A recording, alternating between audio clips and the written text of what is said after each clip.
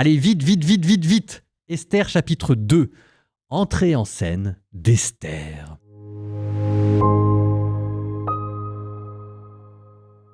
Après ces événements, quand la colère du roi Assuérus se fut apaisée, il se souvint de Vasthi, de sa conduite et des décisions prises à son sujet.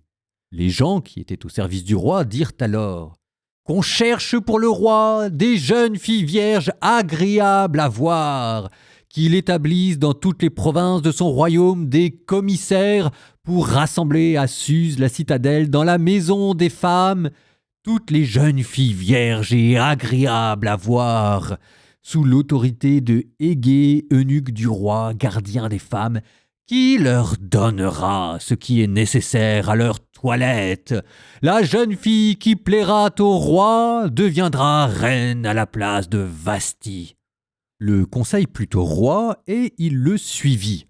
Or, il y avait dans Suse la citadelle un juif du nom de Mardochée, fils de Jaïr, fils de Chiméi, fils de Kish, homme de Benjamin. Il avait été emmené de Jérusalem par le roi de Babylone Nabuchodonosor, parmi les captifs déportés avec Jéconias, roi de Juda. Il élevait alors Hadassa, c'est-à-dire Esther, fille de son oncle, qui était orpheline de père et de mère. La jeune fille avait belle prestance et était agréable à voir. À la mort de son père et de sa mère, Mardochée l'avait adoptée comme fille. Lorsque fut connu l'ordre du roi et son édit, de nombreuses jeunes filles furent rassemblées à Suse la citadelle sous l'autorité de Égée. Esther fut choisie parmi elles et conduite dans la maison du roi sous l'autorité de Égée, gardien des femmes. La jeune fille lui plut et gagna sa faveur. Il se hâta de lui donner ce qui était nécessaire à sa toilette et à sa subsistance. Il lui attribua 7 suivantes venant de la maison du roi et l'installa avec ses suivantes dans le meilleur appartement de la maison des femmes. Esther n'avait révélé ni son peuple, ni son origine, car Mardochée le lui avait interdit. Chaque jour, Mardochée passait devant la cour de la maison des femmes pour savoir comment allait Esther et comment on la traitait. Chaque jeune fille devait se présenter à son tour au roi Assuérus au terme d'1 année, où elle avait accompli son temps réglementaire de préparation. Pendant 6 mois, elle usait d'huile de myrrhe et pendant 6 mois, de baume et de crème de beauté pour les femmes. Quand elle se présentait au roi, chaque jeune fille obtenait tout ce qu'elle demandait pour l'emporter avec elle en passant de la maison des femmes au palais royal. Elle s'y rendait le soir et le lendemain matin, elle passait dans la seconde maison des femmes sous l'autorité de Chasgaz, l'eunuque royal chargé des concubines. Elle ne revenait pas chez le roi, à moins que le roi ne la désire et ne la rappelle nommément. Pour Esther, fille d'Abihaïl, l'oncle de ce Mardochée qui l'avait adoptée comme fille, quand vint le tour de se rendre chez le roi, elle ne demanda rien d'autre que ce qu'avait indiqué Égée, l'eunuque du roi, gardien des femmes. Et Esther gagnait la bienveillance de tous ceux qui la voyaient. Esther fut amenée au roi Assuérus, au palais royal, au 10e mois, qui est le mois de Tévet, la 7e année de son règne. Et le roi la préféra à toutes les autres femmes. Elle gagna sa bienveillance et sa faveur plus que toutes les autres jeunes filles. Il mit sur sa tête la couronne royale et la fit reine à la place de Vasthi. Le roi fit alors un grand banquet pour ses princes et ses serviteurs, le banquet d'Esther. Il accorda des allègements aux provinces et fit des largesses avec une libéralité royale. Esther, en passant comme les jeunes filles dans la seconde maison des femmes, n'avait révélé ni son origine ni son peuple, comme le lui avait ordonné Mardochée. Elle exécutait l'ordre de Mardochée, comme au temps où elle était sous sa tutelle. En ces jours-là, tandis que Mardochée était assis à la porte du roi, Bigthan et Téresh, 2 eunuques du roi qui faisaient partie de la garde du seuil, furent irrités et cherchèrent à porter la main sur le roi Assuérus. L'affaire fut connue de Mardochée qui la révéla à la reine Esther, et celle-ci en informa le roi au nom de Mardochée. Le fait ayant été vérifié et reconnu exact, les deux hommes furent pendus à une potence, et l'histoire fut relatée dans le livre des chroniques royales. Attention à la manière dont vous rentrez dans un texte. Il y a des bonnes portes, il y a des mauvaises portes. Commençons par les mauvaises portes. On pourrait se dire, Assuérus, son premier mouvement, c'est d'essayer de retrouver une femme. Il pense vraiment qu'à boire et au sexe. Gros cochon. C'est une mauvaise porte d'entrée dans le texte. Parce que ce que vous dit le texte, c'est exactement le contraire. Ce que vous dit le texte, c'est Assuérus prend le temps de se calmer, demande conseil et ensuite implémente une politique. Encore une fois, il paraît singulièrement sage. Et inversement, attention aussi à la manière dont on regarde Esther. Faut pas plaquer trop vite nos préjugés modernes sur le texte.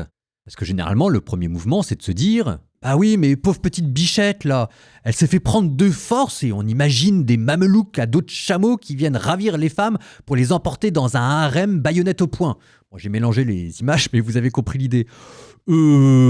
C'est pas ce que dit le texte. Alors oui, le texte utilise un passif pour dire que Esther fut emmenée. En attendant, ils paraissent pas singulièrement rebelles. Et il ne faut pas imaginer que les harems, on les remplit à coups de baïonnettes dans un empire. On va pas prendre la pauvresse du coin pour l'enrôler de force. On va voir dans les hautes familles, dans les familles nobles. C'est là qu'on recrute pour le harem. Et évidemment, Mardochée, qui est un haut fonctionnaire royal, il avait mille et une manières de soustraire Esther au rapt supposé des jeunes filles. Donc c'est encore cette question du patriarcat qui pourrait revenir, qui est, je maintiens, une mauvaise porte d'entrée dans le texte. Parce que ce que vous dit le texte, là encore, c'est autre chose. À la place de ça, on voit quoi ? On voit Esther et Mardochée qui jouent le jeu de l'Empire. Mardochée, il n'est pas du tout critique envers le roi, il sauve même sa vie. On voit une Esther qui n'est pas en train de dire « Moi, attention, il y a des règles pour ma nourriture, il y a des choses, j'ai le droit de manger, j'ai pas le droit de manger », on n'en parle même pas. On la voit quoi au contraire qui prend conseil auprès de l'eunuque pour plaire au roi. Et elle le fait de manière consciencieuse. Et l'un et l'autre sont là pour servir l'Empire. Alors, je dis pas que la situation pose pas de problème. Au contraire. Mais c'est pas la question que pose le texte. Attendez le Nouveau Testament pour que les femmes aient la liberté de choisir leur conjoint. Je suis désolé, ça s'est pas fait avant. Donc ça, ce seraient les mauvaises portes qui nous feraient rentrer dans le texte d'une telle manière qu'on finirait par le déformer en lui imposant nos questions à nous. Alors, c'est quoi maintenant les bonnes portes ? La première bonne porte d'entrée, c'est de voir la question que ce texte pose. Et la question qu'il pose, en fait, ça n'a pas beaucoup changé, c'est la même que celle qu'il y avait dans Daniel. Qu'est-ce qui se passe quand des exilés juifs jouent le jeu de l'Empire? Quand vous prenez les meilleurs des Juifs avec le meilleur de la cour impériale et que vous mettez tout ça ensemble dans un rapport de bonne amitié, qu'est-ce que ça va donner?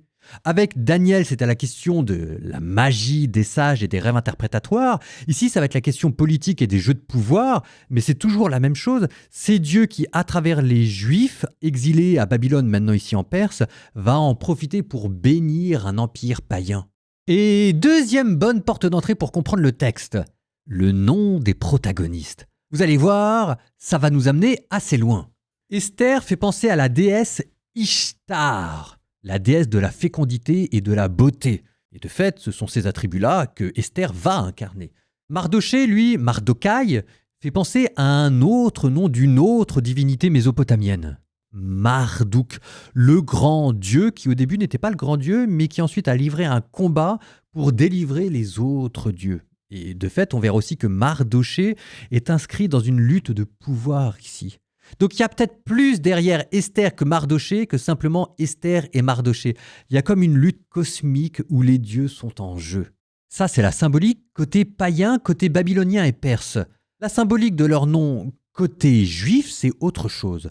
Esther, Myrte en hébreu, elle symbolise évidemment le peuple juif dont la beauté est légendaire et qu'on vous présente ici comme une jeune fille vierge, c'est-à-dire qui a retrouvé sa pureté et son innocence devant Dieu, qui n'est pas souillée par l'idolâtrie. C'est l'Israël que Dieu aime et qu'il veut sauver. Esther qui rentre dans le harem, c'est le peuple juif qui maintenant participe au concert des nations. Ça va être quoi leur rôle dans l'univers entier, dans un empire qui peut-être leur échappe, mais dont pourtant ils sont le charme et le secret caché. Mardoché, lui, sa symbolique côté hébraïque, est très très belle. On vous dit qu'il était fils de Shimei, fils de Kish, de la tribu de Benjamin. Ça, si vous avez une bonne mémoire, ça vous dit des choses. Qui était fils de Kish et qui a eu comme fils Shimei et qui était issu de la tribu de Benjamin? Le premier roi juif. Vous allez me dire, David? Non, il n'était pas issu de la tribu de Benjamin, il était issu de la tribu de Juda. Non, non, non, non, non, non. Le tout premier roi juif. Le tout premier roi juif, c'était qui? C'était Saül, le Benjaminite, fils de Kish, père de Shimei. Mardoché est son lointain successeur. Alors maintenant, vous mettez ça dans un coin de votre tête, parce que ça aura son importance plus tard. Nous terminons notre épisode par une courte prière. Au nom du Père et du Fils et du Saint-Esprit, Amen. Seigneur, je te confie le pays dans lequel je suis. Je te demande, Seigneur, de ne pas jouer la carte du particularisme et du communautarisme, ou plutôt, je te demande, Seigneur, de pouvoir mettre ma communauté, mes traditions au service d'un pays qui me dépasse. Je te demande, Seigneur, d'être dans le pays où je suis, le charme secret, la perle rare qui, aux yeux de Dieu, donne le prix et la beauté de mon pays. Je te demande, Seigneur, de ne pas râler devant l'évolution d'un pays dans lequel je ne me reconnais pas. Je te demande, Seigneur, de ne pas avoir de l'amertume dans un pays qui rejette ma communauté. Je te demande, Seigneur, d'être comme Esther, ce qui fait la beauté d'un peuple, d'être comme Mardoché, celui qui fait la loyauté par son service, et de sauver par mon dévouement et l'amour et ma générosité le pays dans lequel je vis. Ce sera, Seigneur, ma manière de te servir.